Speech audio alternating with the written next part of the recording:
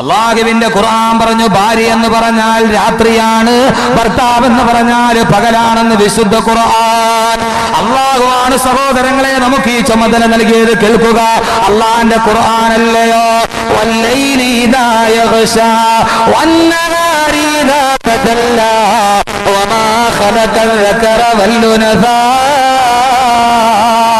എത്രയോ പ്രാവശ്യം നമ്മൾ ഓതുന്ന സൂറത്താണ്, എത്ര പ്രാവശ്യം നമ്മൾ കേട്ട സൂറത്താണ്.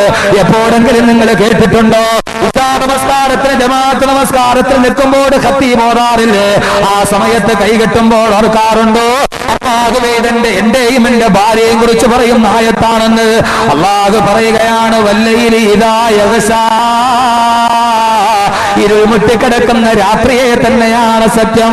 വന്നഹാരി ഇദാ തജല്ലാ, പ്രകാശം പരക്കുന്ന പകലിനെ തന്നെയാണ് സത്യം. ഇരുൾ മുട്ടിയ രാത്രി